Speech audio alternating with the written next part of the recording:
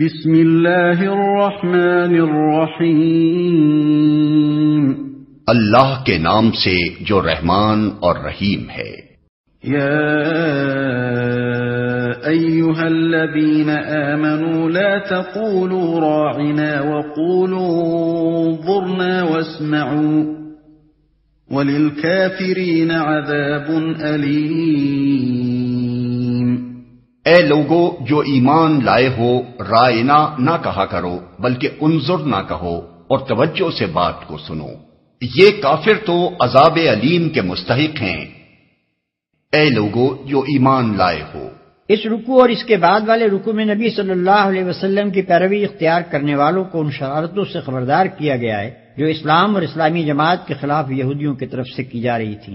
ان شبہات کے جوابات دیے گئے ہیں جو یہ لوگ مسلمانوں کے دلوں میں پیدا کرنے کی کوشش کرتے تھے، اور ان خاص نکات پر کلام کیا گیا ہے جو مسلمانوں کے ساتھ یہودیوں کی گفتگو میں زیر بحث آیا کرتے تھے۔ اس موقع پر یہ بات پیش نظر رکھنی چاہیے کہ جب نبی صلی اللہ علیہ وسلم مدینے پہنچے اور ان اطراف میں اسلام کی دعوت پھیلنی شروع ہوئی تو یہودی جگہ جگہ مسلمانوں کو مذہبی بحثوں میں الجھانے کی کوشش کرتے تھے۔ اپنی موشگافیوں اور تشکیکات اور سوال میں سے سوال نکالنے کی بیماری ان سیدھے اور سچے لوگوں کو بھی لگانا چاہتے تھے، اور خود نبی اکرم صلی اللہ علیہ وسلم کی مجلس میں آ کر پرفریب مکارانہ باتیں کر کے اپنی گھٹیا درجے کی ذہنیت کا ثبوت دیا کرتے تھے۔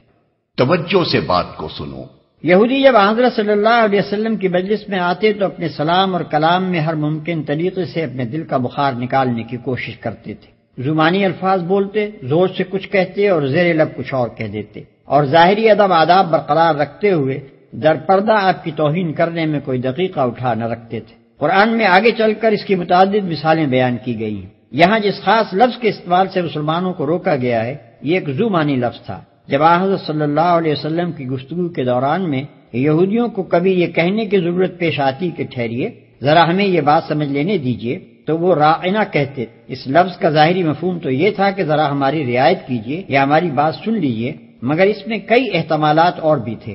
مثلا عبرانی میں اس سے ملتا جلتا ایک لفظ تھا جس کے معنی تھے سن تو بہرا ہو جائے، اور خود عربی میں اس کے معنی ایک صاحب رعونت اور جاہل و احمق کے بھی تھے، اور گفتگو میں یہ ایسے موقع پر بھی بولا جاتا تھا جب یہ کہنا ہو کہ تم ہماری سنو تو ہم تمہاری سنیں، اور ذرا زبان کو لچکا دے کر راعینا بھی بنا لیا جاتا تھا جس کے معنی اے ہمارے چرواہے کے تھے۔ اس لیے مسلمانوں کو حکم دیا گیا کہ تم اس لفظ کے استعمال سے پرہیز کرو اور اس کے بجائے انظر نہ کہا کرو، یعنی ہماری طرف توجہ فرمائیے یا ذرا ہمیں سمجھ لینے دیجیے۔ پھر فرمایا کہ توجہ سے بات کو سنو، یعنی یہودیوں کو تو بار بار یہ کہنے کی ضرورت اس لیے پیش آتی ہے کہ وہ نبی کی بات پر توجہ نہیں کرتے اور ان کی تقریر کے دوران میں وہ اپنے ہی خیالات میں الجھے رہتے ہیں، مگر تمہیں غور سے نبی کی باتیں سننی چاہیے تاکہ یہ کہنے کی ضرورت ہی نہ پیش آئے۔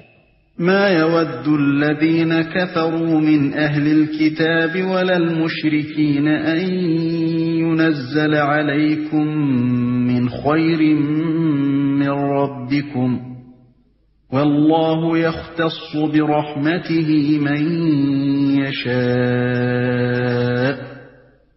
والله ذو الفضل العظيم۔